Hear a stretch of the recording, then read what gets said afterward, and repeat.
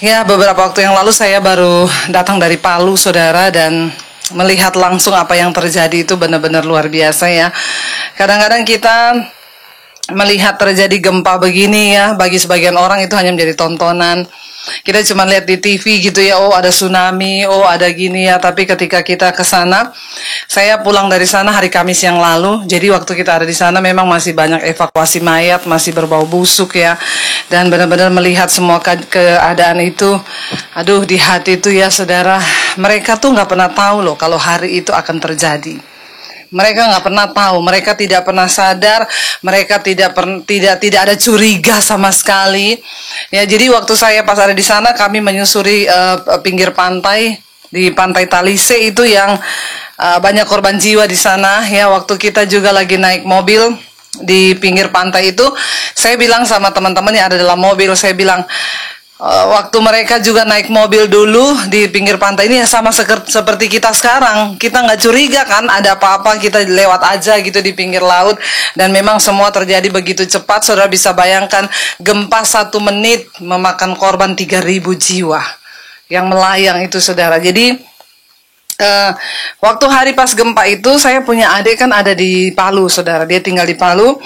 Pas kejadian gempa itu dia masih sempat telepon, dia masih sempat cerita ya, waktu itu 7 koma tuh ya, dia masih sempat cerita, dia bilang Palu gempa, ini Palu gempa. Dan di depan mata saya dia bilang kampusnya anaknya yang 5 lantai itu roboh rata tanah, itu kampus 5 lantai dan di situ ada banyak mahasiswa.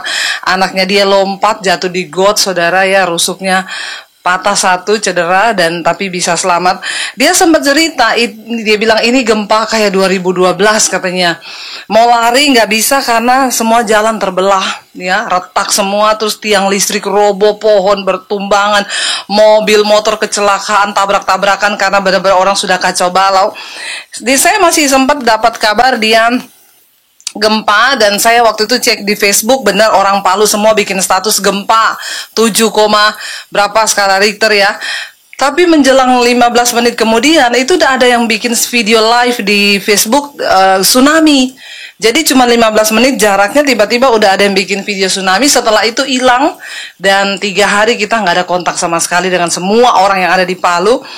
Dan ketika itu saya juga berpikir ya, aduh 3 hari nggak dapat kabar dari keluarga, adik saya anaknya kecil-kecil, apa yang terjadi di sana gitu ya. Dan benar-benar memang waktu itu Palu terisolasi benar, dari udara kita nggak bisa turun, dari Poso yang dekat juga nggak bisa masuk karena longsor semua nutup jalan, dari berbagai tempat. Pokoknya 3 hari itu saudara, sampai ya ada video-video yang mayat itu masih tidak sempat dikubur ya, udah pecah-pecah di jalanan karena siapa yang mau urus 3.000 orang meninggal ya. Lalu kemarin saya sempat, waktu kita ke sana, kita bawa bantuan saudara, dan kita nggak kasih ke posko-posko memang karena memang tidak tersalurkan yang ada di posko-posko. Jadi kita bergerak naik ke atas gunung-gunung nyari tempat pengungsi, dan kami benar-benar bertemu dengan para pengungsi di tenda-tenda. Salah satu tenda di atas perbukitan kita ketemu dengan orang-orang yang dari gereja, anggota gereja. Mereka punya gereja rumah itu yang ditelan lumpur. Ya, jadi di Palu itu saudara memang waktu kita di sana itu banyak sekali ahli-ahli geologi dari seluruh dunia itu datang ke sana, dari Israel, dari Jerman, dari Australia, dari Amerika. Mereka itu berkata ini pertama kali fenomena gempa terjadi di seluruh dunia, bukan di Indonesia. Di seluruh dunia itu gempa di mana ada kejadian tanah yang bergelombang. Itu rumah saudara terlempar naik 10 meter tanah. Lalu ada kejadian yang lumpur tiba-tiba keluar dari bawah bumi menelan 700 kakak. Jadi waktu kita mau landing dari atas pesawat, kita lihat itu daerah yang tenggelam, Balaroa dan sebagainya. Kalau dari pemantauan satelit itu kelihatan saudara. Jadi tiba-tiba waktu tanah goyang itu, ini Palu padat pemukiman penduduk, di sekeliling ini yang tenggelam itu dia bergeser, tiba-tiba kayak ada air keluar dari bawah bumi ini, lalu dia bergeser lalu masuk ke dalam tanah. Dan itu semua terkubur hidup-hidup. Ada 1.000 rumah lebih di situ. Saudara bisa bayangkan apa yang terjadi. Lalu yang di daerah Petobo itu yang tanah bergelombang naik sampai 10 meter saudara, itu aspal. Dan waktu kami ke sana, itu kan tadinya itu perumahan. Mereka bilang ini tadinya perumahan Bu, ada 1000 lebih rumah di sini. Tapi yang ketimbun itu 700 kakak. Saudara tahu itu kita masuk ke situ. Ini kan perumahan tanah. Waktu begitu masuk sampai ke daerah itu, jadi gunung, itu gunung kita naik ada 10 meter tingginya saudara. Dan di situ campur aduk, yang namanya rumah itu kayak diaduk saudara. Mobil ada di mana, rumah ada di mana. Dan di situ terkubur ada 700 kakak. Tidak bisa dievakuasi. Nah waktu kami ke sana, di depan saya masih ada sih jenazah yang dibawa lewat tuh berbau busuk ya saudara di sana. Dan memang benar akhir-akhir ini akhirnya mulai tercuat beredar kabar di media bahwa di situ daerah maksiat. Kalau kota Palu itu dibilang tempatnya itu tempat Las Vegasnya Palu, tempat perjudian, tempat prostitusi, itu daerah itu saudara. Dan waktu ada seorang ibu ditanya saudara, dia lolos dari kejadian itu, dia tuh sampai cerita yang bilang sampai ketakutan cerita dan ngomong gini, aduh saya ngeri ya, aduh saya nggak bisa cerita, kayak ada makhluk di bawah sini itu yang mengamuk, tiba-tiba itu rumah naik turun dan benar-benar di situ, aduh saudara saya aja melihat itu, ya ampun Tuhan, kenapa bisa begini gitu ya, tiba-tiba tuh tanah. Nah saya ketemu di satu perbukitan dengan satu orang ibu yang dia korban lumpur saudara. Dia cerita, jadi saya tanya Bu, ibu tadinya di mana? Saya yang korban lumpur itu Bu. Itu ceritanya gimana? Dia cerita jadi abis mandi sore abis mandi mau duduk di depan rumah. Lagi mau duduk, gempa yang pertama. Dia agak keluar, terus gempa lagi, yang kedua agak kenceng. Lalu dia ajak anaknya, saudara, keluar yuk, keluar sini. Katanya, waktu keluar anaknya 2 di depan rumah, tiba-tiba gempa yang ketiga itu yang udah 7. Dia bilang itu saudara orang nggak bisa mau menyelamatkan diri, mau lari aja nggak bisa saudara, itu goyang semua. Lalu dia tarik anaknya, dia bilang saya mau lari Bu. Waktu mau lari itu tiba-tiba di depan saya lihat itu aspal naik tinggi seperti gunung. Saudara bisa bayangkan ya, orang mau lari mau menyelamatkan diri, misalnya kita lihat tuh jalan raya lalu kita mau lari tiba-tiba jalannya itu naik tinggi tuh kita aduh bener-bener seperti film mau kiamat. Lalu dia bilang saya tarik anak saya, pikir saya kita lari ke belakang aja yuk. Waktu mereka menoleh ke belakang, dia bilang itu lumpur bergulung-gulung saudara datang. Dia bilang, saya hanya berseru kepada nama Yesus Bu. Saya teriak, Tuhan Yesus tolong. Tiba-tiba pohon mangga yang di sampingnya dia roboh. Anaknya dia naikin di atas batang pohon mangga itu 2. Ya, lalu dia pegangan di pohon mangga itu, mereka terseret berapa kilometer di lumpur itu, sudah dengan rumah-rumah yang saudara lihat ada rumah-rumah berjalan itu, ya ada pemancar yang berjalan itu tiba-tiba. Nah dia bilang kami terseret berapa kilometer pindah ke desa sebelah itu dengan rumahnya plus semua terseret, habis semua saudara. Jadi dia bilang saya cuma berseru kepada nama Yesus Bu, hanya nyawa yang tertinggal dan kedua anak saya diselamatkan. Waktu kami ada di satu perbukitan yang itu isinya orang-orang gereja, mereka gerejanya tenggelam lumpur, rumahnya tenggelam lumpur, ibu gembalanya juga ada di sana. Kami ngajak mereka berdoa bersama. Ya saya bilang ayo Bu, kita rendahkan diri cari wajah Tuhan. Karena memang mereka hidup dalam kecemasan, dalam ketakutan ya. Di situ memang saudara baru kita lihat ya orang cari uang, harta. Saya masuk ke daerah pemukiman yang namanya itu kampung daerah industri di sana di pinggir laut. Itu ada pergudangan ya, pergudangan semua industri sana, ada punyanya Sampurna, ada punyanya apa, rata dengan tanah. Itu benar-benar saya melihat di situ tidak ada satupun kekuatan manusia. Dan mereka bilang ini Bu yang banyak korban jiwa juga di sini karena waktu itu terjadi masih banyak buruh yang lembur di situ, karyawan. Itu rata saudara, itu ruko-ruko di pinggir pantai semuanya tembus belakang ya. Jadi masih ada bangunannya tapi pintu depan belakang udah nggak ada, diterpa tsunami. Ya mobil naik ke atas atap dan lain sebagainya. Melihat itu dan jangan tutup mata melihat semuanya ini. Saya percaya Tuhan sedang berbicara buat kita. Karena saudara bayangkan itu 3.000 lebih korban ya. Kita melihat itu nyawa sampai tidak ada artinya, mau dikubur aja udah gak sempet itu di sana. Dan saya percaya yuk ini saatnya kita buka mata saudara. Tuhan itu bicara kepada saya, kamu lihat ketika terjadi sesuatu penghukuman, ketika terjadi sebuah pembunuhan massal, itu tidak ada lain di Alkitab berbicara selalu murka Tuhan. Ya, orang mau ngomong gini, itu kan bencana karena Palu terletak di bawah lempengan bumi. Oke, itu Palu terletak di bawah lempengan bumi, tapi bukankah Tuhan yang berkuasa atas seluruh alam semesta? Dan ketika saya pelajari tentang Sodom dan Gomora, saudara, saya menemukan sebuah fakta. Ternyata para peneliti dulu juga, mereka belajar tentang kota Sodom dan Gomora. Mereka dapati itu sama persis dengan apa yang sekarang terjadi. Tidak secara kebetulan waktu saya baca-baca lagi tentang Sodom dan Gomora. Sodom dan Gomora itu terletak di bawah lempengan Moab, di bawah sesar bumi. Sodom dan Gomora dihancurkan Tuhan dengan cara apa? Yang pertama, gempa 7, lalu yang kedua, Sodom dan Gomora dibinasakan Tuhan dengan cara apa? Lumpur. Ada ternyata, saudara, gunung lumpur dari bawah bumi yang meletus lalu memuntahkan lumpur, dan itu rumah-rumah ke bawah sama lumpur semuanya.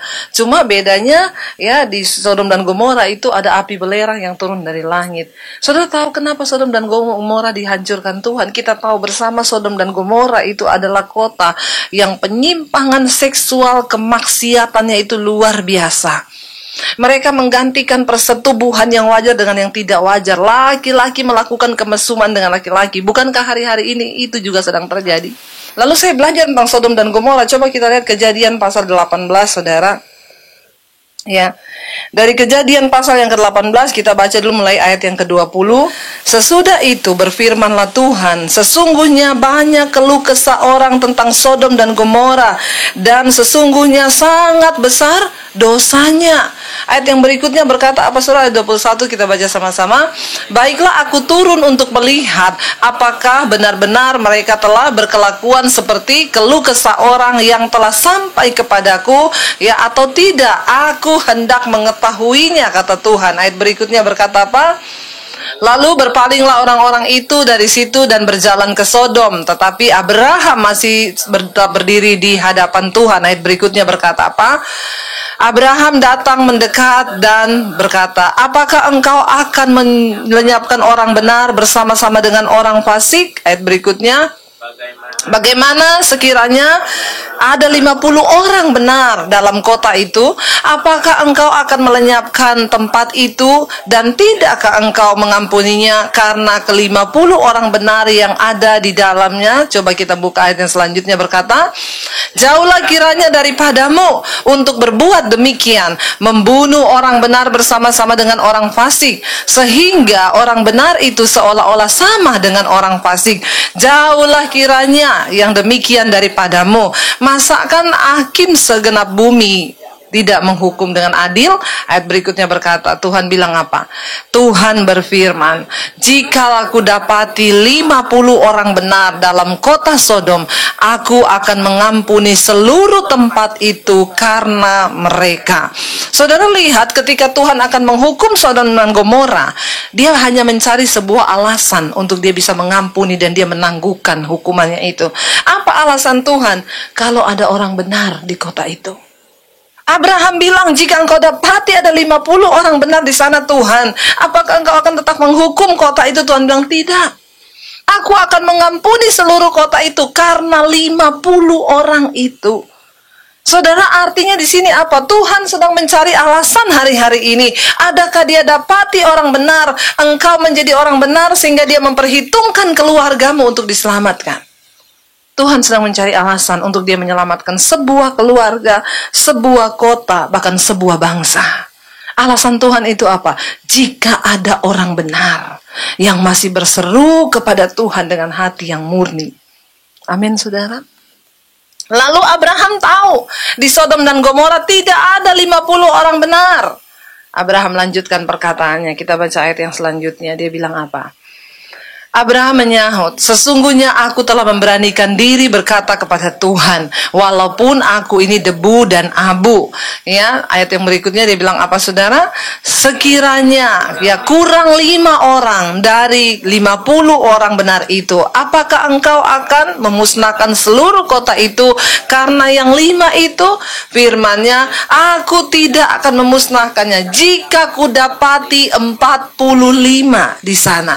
Abraham tahu di kota itu tidak ada 50 orang benar. Lalu Abraham negosiasi dengan Tuhan. Tuhan kurang 5 deh, 45.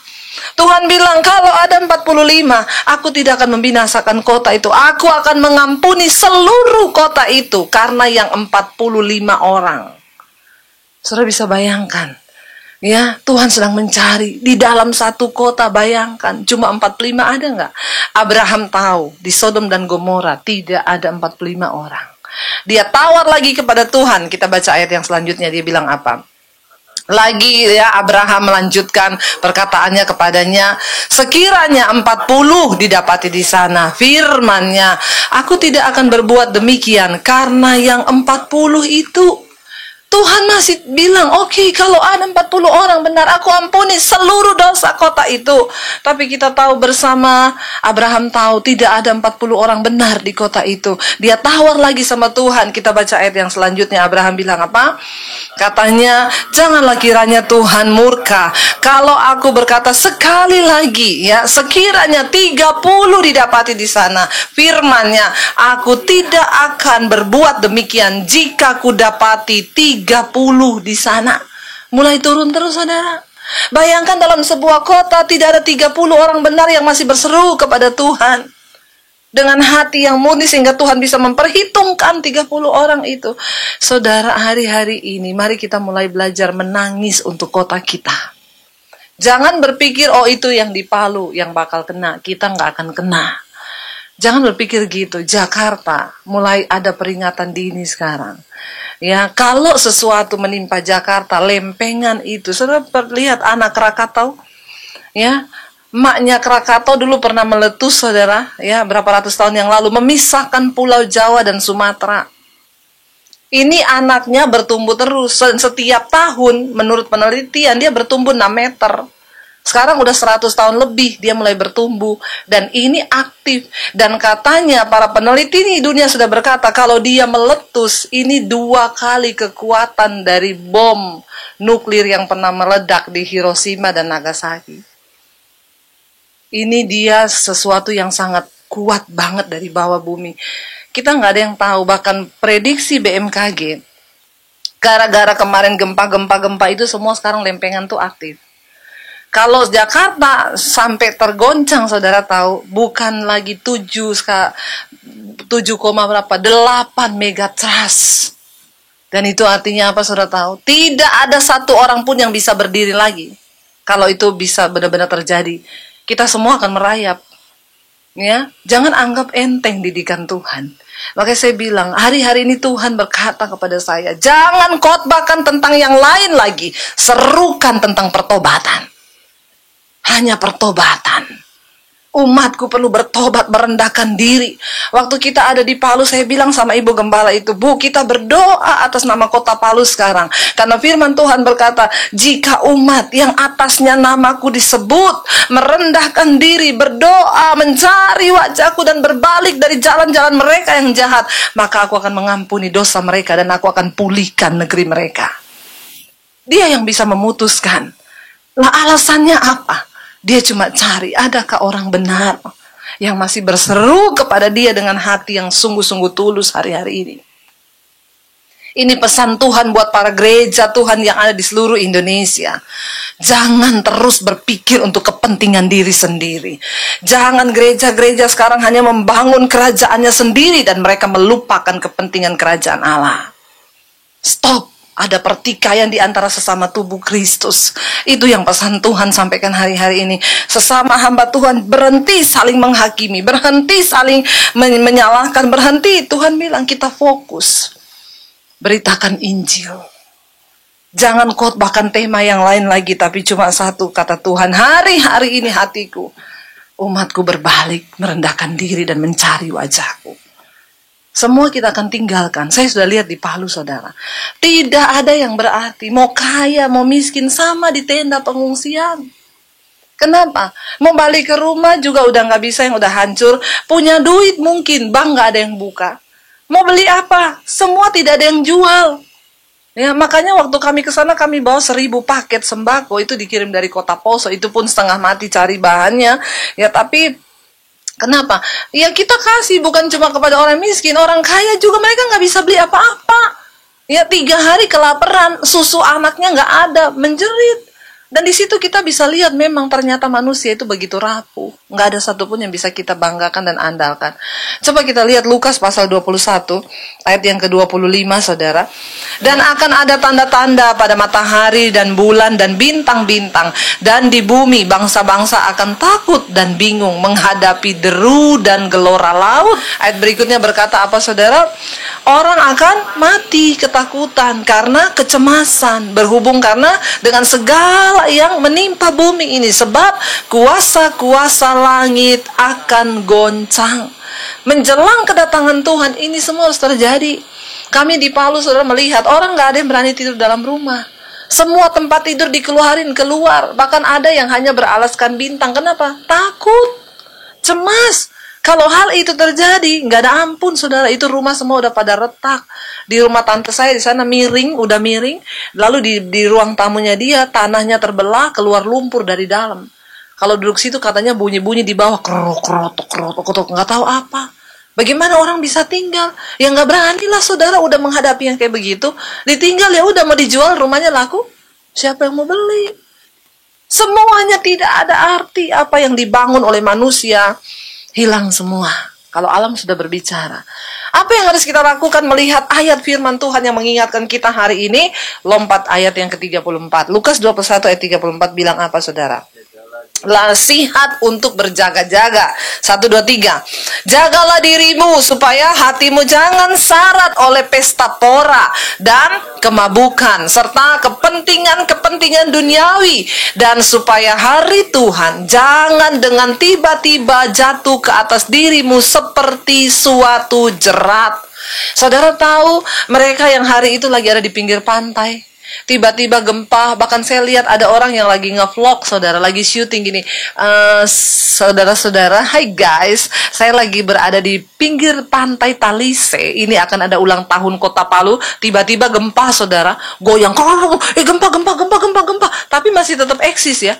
Dia masih tetap syuting. Sampai akhirnya orang teriak, lari, tsunami. Itu kan di pinggir pantai. Tapi dia sempat share itu video, lalu dia lari. Kita nggak tahu orangnya itu sampai sekarang mati apa hidup. Itu orang-orang yang tidak tahu hari itu akan terjadi. Itu hari Tuhan datang menimpa mereka seperti suatu jerat.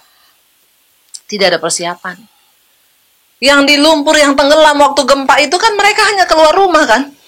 Itu jam 6 sore, orang udah pulang kantor di sana itu. Dari rumah ke tempat kantor tuh cuma 5-10 menit. Nggak kayak kita. Jam 5 udah pulang kantor, jam 6 itu waktu kumpul keluarga. Teman saya yang tinggal di daerah Citraland, itu daerah mewah di Kota Palu, pinggir pantai. Itu istrinya lagi mau buat bubur kacang ijo. Lagi nanya, mau nggak bubur kacang ijo? Tiba-tiba gempa 3 kali, lari, saudara. Ya, dan itu memang pelari tercepat tuh pelari yang saat takut ya. Itu badannya besar, naik tembok 8 meter, lompat loh. Gara-gara mau tsunami. Itu bisa terjadi, saudara. Mereka tidak tahu kan hari itu. Betapa mengejutkan, betapa mengagetkan. Ya, salah satu teman saya lagi ada di Hotel Mercure pada waktu itu, lagi mau transaksi, dia mau bisnis di Kota Palu. Lagi nginep di Mercure hari itu, yang mau tanda tangan udah nunggu di lobi. Pada jam itu baru mau turun gempa yang pertama. Lalu tinggal di kamar, gempa mau turun. Nunggu sebentar gempa kedua, lalu gempa langsung yang ketiga. Ya, dia yang sama-sama terkurung sama pilot dari Garuda itu, mereka ada 5 orang. Lalu mau keluar, pintu udah terkunci, lift semua mati kan. Itu udah error semua sistem. Pintu kamar hotel juga ada error, nggak bisa kebuka. Itu hotel pintunya begitu tebel. Akhirnya mereka lewat hydrant itu, mereka keluar dari pintu hydrant itu yang begitu kecil. Lalu dia sempat waktu itu bingung, nggak bisa, aduh gimana ya. Waktu baru mau keluar lihat tsunami datang. Ya, dia di lantai 5, tsunami nerpa itu hotel sampai lantai 3. Dia bilang tadinya masih dengar orang di bawah kan teriak-teriak habis gempa itu, masih tiba-tiba waktu tsunaminya datang, udah dia bilang nggak ada suara apa-apa, di bawah sepi.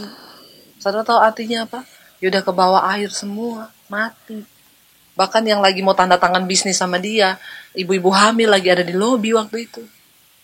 Mereka tidak menyadari itu hari Tuhan datang seperti satu jerat. Dan benar-benar tidak ada kesempatan. Ya, lalu di sini apa yang harus kita lakukan, saudara? Tuhan bilang berjaga-jaga. Ya, jangan hatimu penuh dengan pesta pora, kemabukan, kepentingan duniawi. Ayat yang berikutnya bilang apa? Ayat 35, baca sama-sama. Sebab ia akan menimpa siapa? Bukan hanya orang Palu kan? Dia akan menimpa semua penduduk bumi. Yang begini ini akan menimpa semua penduduk bumi, Tuhan udah bilang. Lalu ayat berikutnya ngomong apa? Ini yang terakhir dikatakan, karena itu berjaga-jagalah dan senantiasa dan sambil berdoa. Berjaga-jaga senantiasa sambil berdoa. Apa itu berjaga-jaga? Hidup dalam kekudusan. Saya sekarang gak berani loh di mobil gitu berselisih paham sama suami, langsung pengen cepet-cepet beres. Gak usah berantem, gak usah marah-marah ya. Kenapa? Nih lagi gempa kita gak tahu loh. Lo bener nggak? Kalau tiba-tiba datang itu, ya harus berjaga-jaga. Yang namanya berjaga-jaga dan berdoa senantiasa ya begitu. Saya tadi malam pelayanan ke Pluit, saudara, lagi ada di atas tol yang jalan-jalan tinggi. Saudara bisa bayangkan kalau terjadi gempa 7 skala Richter di Jakarta, itu jalan kan ambruk semua. Ya, lalu kita nggak berdamai. Kita bukan soal mati atau tidak, tapi kita ketika mati pun nggak apa-apa. Yang penting kita berada di dalam perkenanan Tuhan. Karena Alkitab sudah mengingatkan, berjaga-jagalah sambil berdoa. Artinya apa? Hidup dalam kekudusan senantiasa. Ya nggak usah berantem-berantem lah. Nggak usah apalagi yang masih hidup dalam kenajisan, dalam percabulan. Tobat, saudara. Ya, selama kita masih diberi waktu. Lihat, kenapa harus Palu yang mengalami? Kita patut bersyukur, kenapa? Bukan kita. Artinya apa? Kita masih diberi kesempatan sama Tuhan. Ya, dia bilang di sana apa? Berjaga-jaga dan berdoalah. Ini pesannya Tuhan Yesus loh, yang nulis ini. Supaya apa? Kamu beroleh apa? Kekuatan. Untuk apa? Untuk luput dari semua yang akan terjadi itu. Dan supaya kamu tahan berdiri di hadapan Anak Manusia. Kenapa kita harus berdoa dan berjaga? Supaya kita diberikan kekuatan untuk luput. Saudara tahu itu ibu-ibu yang berteriak waktu lumpur itu ngalami. Tapi sama Tuhan diberi kekuatan untuk luput. Tapi ngalami nggak? Ngalami. Tapi terluputkan. Ada banyak orang yang terluputkan juga. Ya kalau belum saatnya, ya nggak mati, saudara. Tuhan meluputkan. Ya, mereka yang waktu itu teman saya yang di daerah Citraland itu diselamatkan Tuhan loh. Itu rumahnya pinggir laut bener-bener. Ya, akhirnya diselamatkan Tuhan, jadi kasih kekuatan untuk luput. Tapi ngalami nggak? Ngalami. Kenapa kita harus berdoa dan berjaga? Supaya kita luput. Yang kedua apa? Supaya kamu tahan berdiri di hadapan Anak Manusia. Hanya orang yang hidup dalam kekudusan yang akan tahan berdiri di hadapan Yesus kelak. Kenapa? Karena Tuhan bilang, kuduslah kamu sebab aku kudus. Karena tanpa kekudusan tidak ada orang yang akan melihat Tuhan. Hari ini saudara, mari kita buka mata rohani kita. Kalau Tuhan masih izinkan kita hidup hari ini, lewat semua peristiwa yang sudah terjadi, ambil hikmah. Jangan itu hanya menjadi tontonan buat kita. Itu saudara tahu betapa banyak kesedihan. Ada yang kehilangan anak, ada yang kehilangan orang tua. Itu yang saya ingat lagu dulu bilang, kalau hari Tuhan menghukum dunia itu datang. Waktu Tuhan menghukum dunia, ayah dan anak tercerai, suami dan istri tercerai, tercerai selamanya waktu Tuhan menghukum dunia. Saya bilang sama anak-anak saya, Dek, Mami sama Papi tidak bisa bersama kalian terus. Kayak hari-hari biasa kamu sekolah. Kalau sesuatu terjadi, saya bilang, misalnya ada gempa atau apa, jangan cari papi mami, jangan berseru papi mami, tapi berseru kepada nama Yesus. Kita nggak pernah tahu apa yang akan terjadi. Karena hidup di dunia ini, saudara, Alkitab berkata ya 70 tahun, singkat sekali hidup kita manusia. Dari zaman pertama Tuhan ciptakan manusia yang pertama itu umurnya masih panjang-panjang ya, 600 tahun, 700 tahun. Begitu masuk ke keturunan yang kedua, zamannya Nabi Nuh mulai dapat diskon ya 50%. Umurnya 300 tahun, 350. Sampai ke generasi kita sekarang, Alkitab bilang umur manusia itu 70 tahun ya. Kalaupun lebih, kebanggaannya sakit penyakit dan penderitaan ya. Amin apa amin? Ya, jadi umur kita nih Alkitab bilang paling panjang-panjang 70. Lewat dari 70 udah sakit tulang, sakit kaki, bener nggak? Ya, sakit semua-muanya udah sakit. Jadi ya 70 tahun itu udah maksimal, saudara. Nah, Di usia yang sangat singkat ini Alkitab berkata hidup manusia itu seperti uap. Hari ini bisa ada, besok bisa tidak ada. Itu yang umur panjang sampai 70. Tapi kalau yang umur pendek, banyak yang 40 udah meninggal. Ada yang 17 tahun udah meninggal. Saya tuh lihat sekarang orang itu meninggal tuh saudara ya. Kadang-kadang aduh ya masalah apa ya, bukan tunggu terbaring di rumah sakit dulu di ICU baru meninggal loh. Hari-hari ini tuh orang meninggal tuh kayaknya lagi duduk tiba-tiba meninggal ya, lagi apa tiba-tiba jantungnya berhenti.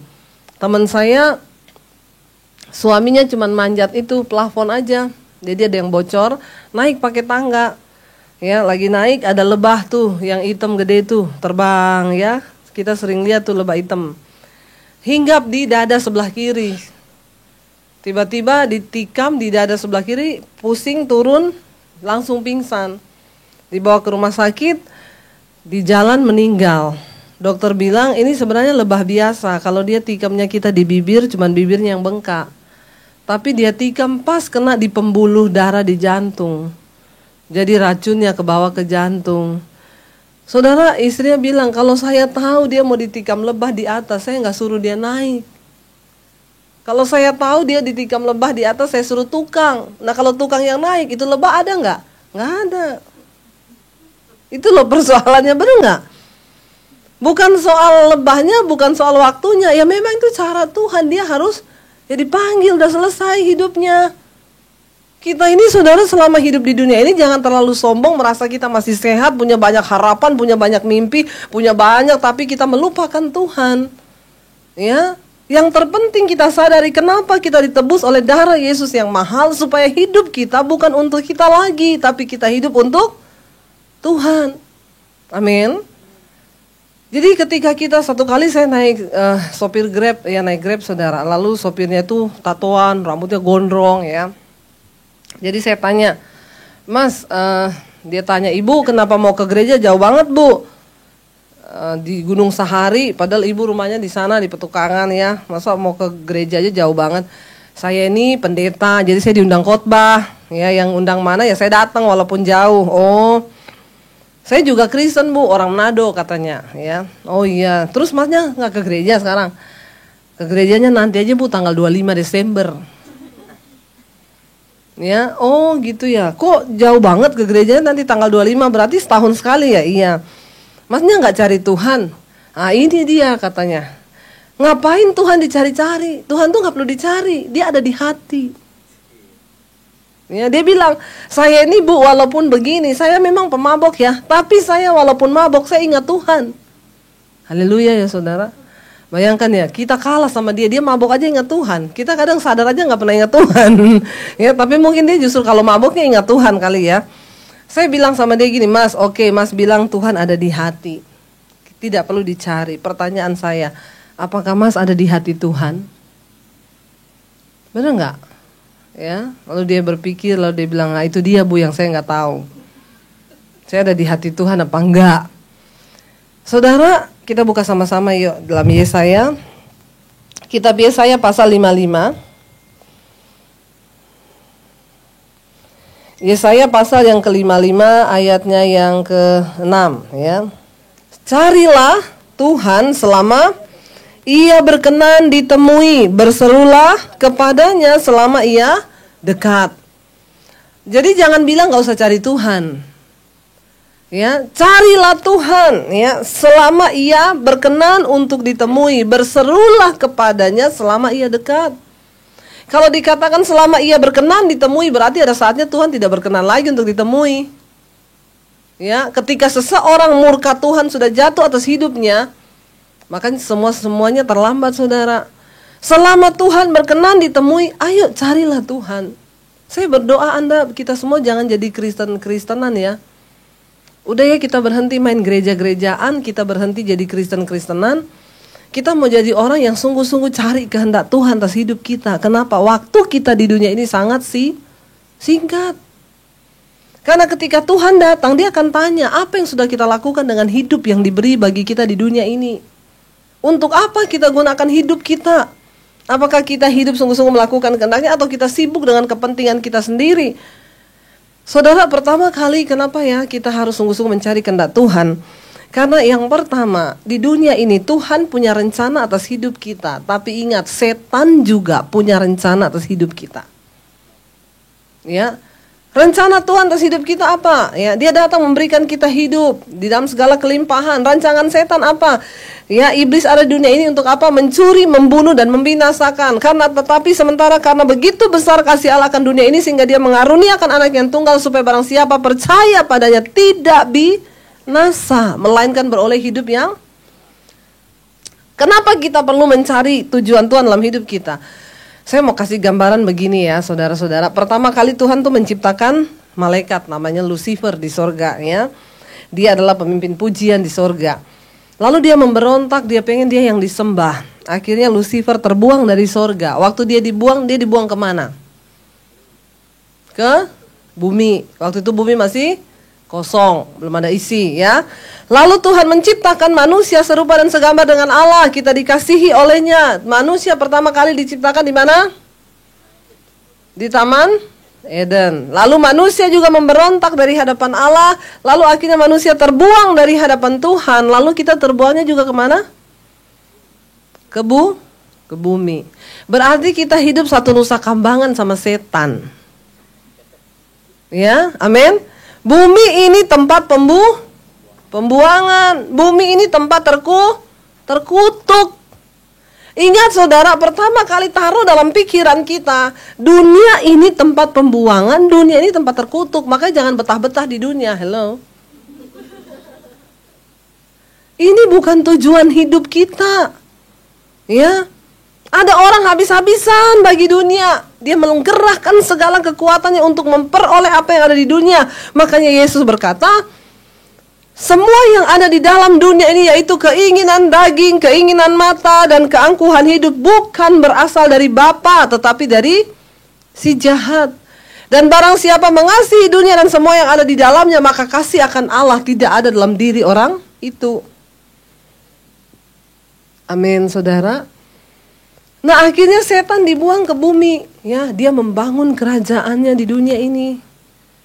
Dia taruh 3 hal keinginan dalam dunia ini. Keinginan daging, percabulan, kenajisan, hawa nafsu, keinginan mata, keangkuhan hidup.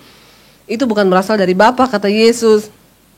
Ya, setan membangun kerajaannya di dunia ini. Makanya saya mau tanya di sini, yang mau hidup sampai 100 tahun berapa banyak? Yang mau hidup sampai 100 tahun, angkat tangan. Yang tidak mau, angkat tangan. Yang bingung, angkat kaki. Ya, siapa yang mau hidup sampai 100 tahun? Ada? Nggak ada. Yang tidak mau. Bapak mau loh sampai 100 tahun. Yang tidak mau, berapa banyak yang nggak mau? Kenapa nggak mau sampai 100 tahun? Kelamaan.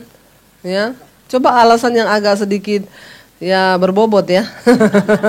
Kenapa nggak mau sampai 100 tahun? Capek. Dia lelah ya. Kenapa capek? Sakit. Badannya udah sakit, tulangnya udah keropos, ya. Udah linglung, lupa ingatan, ya. 100 tahun loh. Tapi kalau dikasih sehat, nggak ada sakit, apa-apa, kaya raya, banyak duit, mau nggak? Mata duitan semuanya ya. Ampuni mereka Tuhan. Dasar ya. Saya tetap nggak mau sampai 100 tahun. Kenapa? Kita ini kan pengen ketemu Tuhan. Anda nggak pengen ketemu Tuhan? Mau hidup terus di bumi? Ya, benar nggak? Alkitab berkata ada satu tanah kediaman surgawi yang disediakan bagi kita. Di sana nggak ada air mata. Makanya semua orang yang pernah mati ketemu Tuhan suruh pulang ke bumi, nggak ada yang mau. Saya banyak dengar kesaksian orang yang udah mati ketemu Tuhan suruh pulang, belum saatnya mati, nggak mau Tuhan. Kenapa nggak mau? Di sini damai. Benar kan Alkitab bilang di sana tidak ada tangisan, tidak ada sakit penyakit, tidak ada keluh kesah. Suruh pulang nggak mau, kenapa? Di sini nggak ada yang nagih utang. Ya, di sana itu tanah kekekalan yang Tuhan sediakan jauh lebih indah daripada di bumi ini. Amin. Lalu kenapa kita ada di bumi ini? Kita ada di bumi saudara untuk membangun kerajaan Allah. Yesus datang ke dunia bukan untuk bawa agama Kristen. Yesus datang ke dunia bukan bawa agama. Makanya kita nggak usah bela agama, amin. Sampai berjilid-jilid lagi. Ya, Yesus datang ke dunia membawa kerajaan Allah. Karena di bumi ini sudah ada kerajaan setan, Yesus datang dengan membawa kerajaan Allah. Makanya Yohanes Pembaptis berkata, bertobatlah, bertobatlah, karena kerajaan Allah sudah dekat. Kedatangan Kristus ke dunia digambarkan sebagai kedatangan kerajaan Allah. Nah tadi kalau dalam kerajaan setan ada keinginan mata, keinginan daging, keangkuhan hidup. Maka dalam kerajaan Allah juga ada 3 hal: kebenaran, damai sejahtera, dan sukacita oleh Roh Kudus. Ini loh kerajaan Allah. Walaupun engkau gak kaya, gak punya duit, tapi kalau engkau hidup dalam kebenaran, damai sejahtera, sukacita, itu sorga di bumi. Amin. Sebaliknya engkau kaya raya tapi gak ada kebenaran, gak ada damai, gak ada sukacita, itu neraka di bumi. Dikatakan di sini, carilah Tuhan. Kenapa kita perlu cari Tuhan? Saudara, jangan cuma jadi beragama ya. Jangan jadi Kristen tok yang beragama.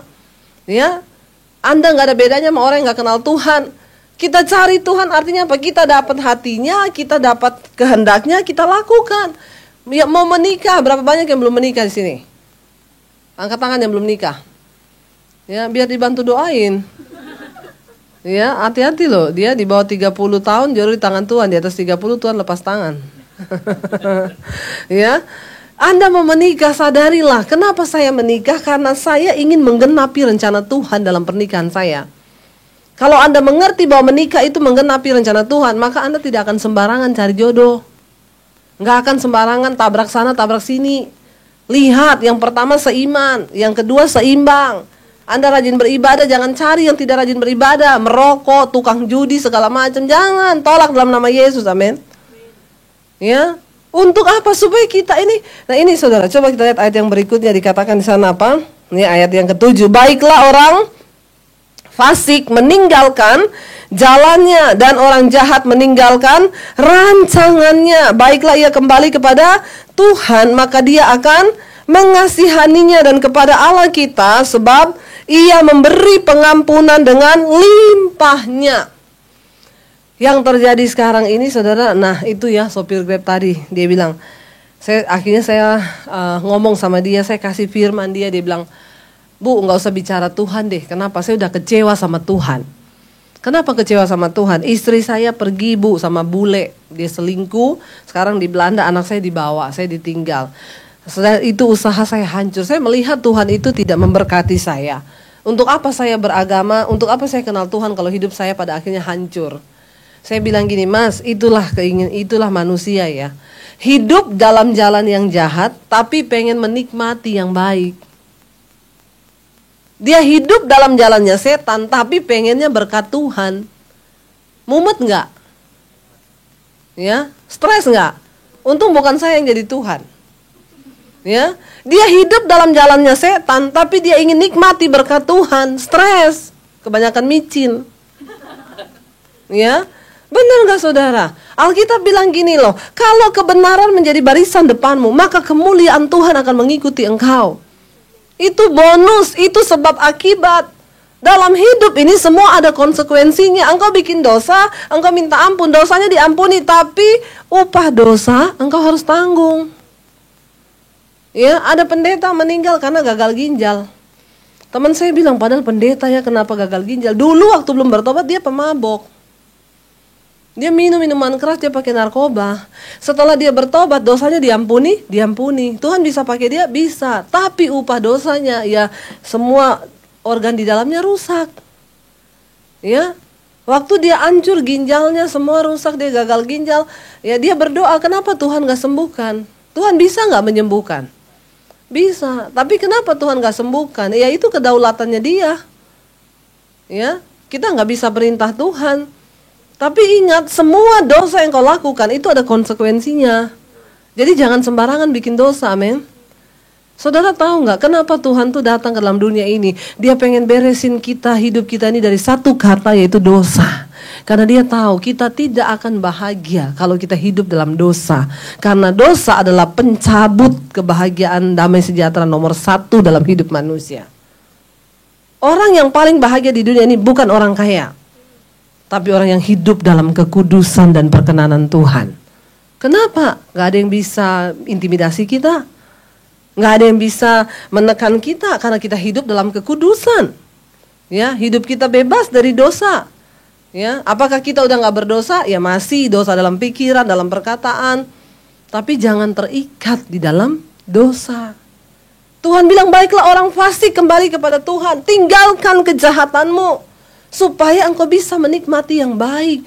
Tuhan bilang apa? Bukan telingaku ini kurang tajam untuk mendengarkan seruanmu, bukan tanganku kurang panjang untuk menolong kau, tapi dosamu itu yang menghambat yang baik dari padamu. Yuk bertobat yuk saudara ya. Kita mau sungguh-sungguh cari Tuhan, bertobat, hidup dalam jalan-jalannya. Ya. Lalu dikatakan di sini apa saudara? Ayat yang berikutnya kita baca ayat yang ke-8. Sebab rancanganku bukanlah rancanganmu dan jalanku bukanlah jalanku, ya. Demikianlah firman Tuhan. Ayat yang berikutnya, seperti tingginya langit dari bumi, demikianlah tingginya jalanku dari jalanmu dan rancanganku dari rancanganmu. Kenapa kita perlu cari Tuhan? Kenapa kita perlu mengerti kehendak dan rencananya? Karena rencana kita sama rencana Tuhan itu jauh beda. Karena Tuhan sama manusia itu beda. Beda tipis katanya. Tuhan maha tahu, manusia sok tahu. Ya katanya beda tipis, tapi padahal tuh beda jauh banget. Ya Tuhan maha tahu, kita sok tahu. Kenapa kita perlu cari Tuhan, cari hatinya, cari jalannya, cari kehendaknya? Karena ini loh, rancanganku dengan rancanganmu. Bukan, itu bedanya seperti langit dan bumi kata Tuhan. Sebab rancanganku bukan rancanganmu. Kenapa hidup manusia banyak yang gagal? Karena dia melakukan rancangannya, bukan rancangan Tuhan. Saya pernah bikin status di Facebook gini, apapun yang terjadi dalam hidup kita, bersyukurlah, jangan marah, jangan kecewa, apalagi sakit hati. Karena semua yang terjadi itu seizin Tuhan. Lalu ada ibu-ibu masuk ya di WA saya, Bu Debbie, saya baca status ibu di Facebook. Iya, saya nggak setuju, Bu. Kenapa nggak setuju? Apakah pernikahan saya yang tidak berbahagia sekarang itu juga adalah seizin Tuhan? Kenapa Tuhan tuh jahat banget mengizinkan saya menikah dan hancur seperti ini?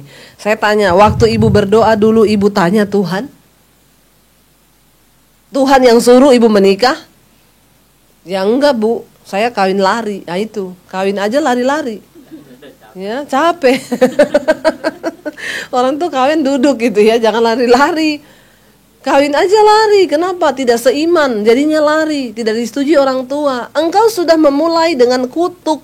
Alkitab berkata, siapa yang menabur angin menuai badai. Semua itu ada konsekuensinya. Engkau tidak bahagia, salahmu sendiri. Benar enggak? Karena rancanganku dengan rancanganmu itu beda kata Tuhan. Rancanganku bukan rancanganmu. Tuhan udah tahu tuh. Manusia itu suka bikin rancangan sendiri. Saudara, Tuhan itu perancang hidup kita. Dia pegang blueprint hidup kita di tangannya. Berarti kalau dia yang pegang semua perencanaan atas hidup kita, bagian kita apa? Berjalan sendiri tanpa Tuhan? Bagian kita cari Tuhan, kenali hatinya, kenali rencananya, amin. Bahkan dulu saya untuk menikah aja saya doa puasa loh. Saya bergumul, saya berdoa, saya tanya Tuhan. Manusia kasih nasihat, jangan gini. Saya tetap tanya Tuhan, saya bergumul sampai saya pasti dapat yang dari Tuhan. Sekalipun orang lain bilang, enggak loh, itu enggak boleh, kamu harus nikahnya sama ini lebih kaya loh. Yang itu naik motor, ngapain lu nikah sama dia? Tapi saya harus tahu sendiri, bukan manusia. Tidak ada satupun pendeta hebat yang bisa kasih tahu jalan Tuhan dan rencananya atas hidupmu. Nggak ada. Siapa yang bisa tahu rancangan Tuhan atas hidup kita? Kita sendiri bangun hubungan pribadi dengan Tuhan. Amin. Kalau engkau pengen bahagia di hidup ini saudara, dan saya cuma mau bilang ya, kita hidup nggak lama ya. Penentuan kita surga apa neraka sekarang ini loh. Jangan main-main saudara dengan hidup beriman dan kekristenan kita sama Tuhan. Ya karena kenapa? Ya saya kemarin sampaikan satu hal. Orang Kristen, kita ini ikut Tuhan ada dua hal. Ya kita ini jadi followers atau following. Ya kalau cuman followers itu banyak yang dipanggil ikut-ikutan. Tapi yang following itu cuma 12 murid. Yang ikut Yesus berbondong-bondong ribuan orang, tapi yang mengikuti teladannya, yang mengikuti jejaknya, serap semua yang ada dalam Kristus itu cuma 12 murid. Pertanyaannya sekarang kita ini cuma jadi pengikut atau mengikuti Kristus, itu beda. Amin. Saudara, saya berdoa supaya kita semua yuk kita benar-benar ya mau bangun iman kita di hadapan Tuhan. Kita mau sungguh-sungguh kenali jalannya. Karena rancanganku, kata Tuhan, bukan rancanganmu. Dalam segala hal. Saya mau beli rumah, saya berdoa tanya Tuhan. Saya mau beli mobil, saya berdoa tanya Tuhan. Saya sampai bilang, Tuhan, saya ini robotmu, pegang remote kontrolnya Tuhan. Kalau Tuhan pengen saya belok kiri, pencetan Tuhan, ting kiri. Kalau saya mau belok kanan, pencet kanan. Kenapa saudara? Karena bahaya kalau kita nggak kenal rencana Tuhan. Sebab kita punya kehendak bebas. Saya bilang ibu itu, ibu menderita bukan karena seizin Tuhan, Bu, tapi karena kehendak bebasmu. Karena Alkitab berkata, manusia itu dicobai oleh keinginannya sendiri. Dia dipikat olehnya, dia diseret olehnya. Karena itu kita perlu cari Tuhan, kenali hatinya, kenali rencananya saudara. Supaya hidupmu di dunia ini berbahagia. Sayang cuma 70 tahun kita di dunia, lalu kita menderita, kawinnya salah, kerjanya salah, jodohnya salah, ya, ininya salah, semua salah. Sayang, saya bersyukur saya kenal Tuhan waktu saya lulus SMA. Sejak itu saya menyerahkan hidup saya pada Tuhan. Jadi tidak terlalu banyak kesalahan yang saya buat. Karena sejak itu saya menyerahkan hidup saya dipimpin oleh Tuhan.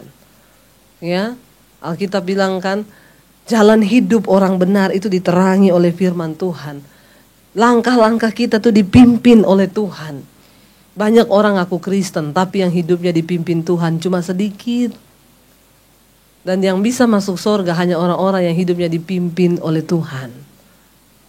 Tidak semua Kristen masuk surga.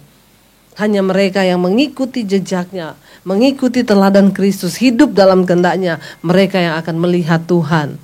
Amin, saudara-saudara.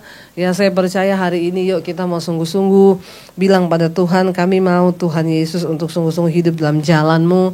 Ya, kami mau Tuhan untuk menggenapi rencana-Mu. Karena sekali lagi saya cuma mau bilang, hidup ini bukan soal rencana kita, hidup ini bukan soal keinginan kita, tapi hidup ini hanyalah soal kepentingan Tuhan dalam hidup kita. Ya, dan kalau kita sudah temukan itu, maka kita berdoa saudara ya, kita akan mengalami janjinya. Kan sayang ya, 70 tahun loh di dunia.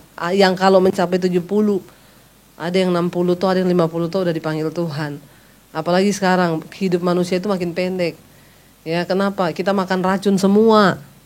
Ya, di dunia ini yang kita makan racun semua. Udah gak ada yang sehat, makan ikan udah gak ada vitaminnya. Ya, ikannya ikan yang udah mati 7 kali yang kita makan. Apa gizinya? Udah nggak ada. Yang ada malah racun. Ya, beda sama di Jepang. Di Jepang itu mereka makan ikan yang hidup. Makanya kapal-kapal nelayan di Jepang itu mereka dilengkapi dengan tong-tong yang besar. Ikan-ikan tuh yang kecil ketangkap dimasukin dalam bak-bak penampungan. Lalu dikasih hiu kecil di dalam bak itu. Supaya apa? Hiu itu ngejar-ngejar ikan-ikan itu ketakutan. Mereka lari-lari sampai di darat masih segar. Tapi kentong yang tidak dikasih hiu, mati ikannya. Berarti apa? Dalam hidup kita ini perlu hiu-hiu juga. Biar bikin iman kita hidup, amin. Ya, kalau enggak kita semua imannya lemes. Ya, bener enggak? Kalau dikasih tantangan itu bikin hidup makin hidup. Ya, benar saudara. Tapi kalau enggak ada tantangan, ya gitu-gitu aja kita ini. Makanya saudara, orang-orang di luar sana bilang, mau lihat gereja mati, jangan dianiaya gereja, jangan dibakar, diamin aja. Nanti mati sendiri. Justru kalau kita aniaya, mereka doa, mereka bangkit. Tapi kalau kita biarin aja. Nanti imannya mati. Mereka kan, saudara lihat negara-negara Eropa, negara-negara yang tidak ada tantangan kekristenannya, gereja tutup semua. Lihat, mana? Malah yang berkembang homoseksual, LGBT, ya dibikin sahkan undang-undang. Itu negara-negara yang nggak ada tantangan. Kita ini bersyukur loh ada di Indonesia. Tantangannya banyak. Tapi ini saya lihat gereja mulai tidur-tidur lagi nih. Ya, jangan tunggu sampai Tuhan bikin sesuatu baru lagi bersatu doa menjerit Tuhan. Kalau udah aman-aman gini diam tuh. Nasib bangsa ini ada di tangan kita loh. Jangan sepelekan saudara. Selipkan dalam doamu. Kita ada di masa-masa genting ini. Nasib bangsa ini, politik Indonesia lagi di ujung tanduk loh. Ya, berdoa sungguh-sungguh bagi bangsa kita, amin. Jangan tidur orang Kristen ya. Saya tuh genting melihat nih hari-hari ini. Sementara gereja cuman sibuk bangun gedung megah, LED semua ditambahin, lighting ditambahin, yang tidak esensi semua dibangun. Makanya setan bilang biarin aja, nggak usah lu bakar, nggak usah lu aniaya, nanti mereka mati. Kata setan, kita nggak perlu keluarin tenaga banyak, kasih aja kenyamanan, dan mereka mati imannya. Karena itu saya bilang saudara, jangan benci dengan tantangan dan pencobaan. Karena Tuhan itu selalu melatih kita menjadi prajurit lewat tantangan iman kita naik ke level yang lebih tinggi, amin. Kalau enggak kita ini lemes semuanya imannya. Saya berdoa ya, hari-hari ini biar Tuhan membawa kita naik ya, dan kita semakin tahu dan mengerti rencana Tuhan itu apa. Orang yang sudah menemukan rencana Tuhan, dia bisa berkata seperti Paulus, kalau aku hidup, bagiku adalah hidup memberi buah bagi Kristus. Aku mati, itu sebuah keuntungan. Kita sudah sampai enggak pada level ini? Kalau aku mati sekarang Tuhan, itu keuntungan aku ketemu Yesus. Tapi kalau aku masih ada di dunia ini, itu bagiku artinya bekerja memberi buah bagi kerajaan Allah. Amin.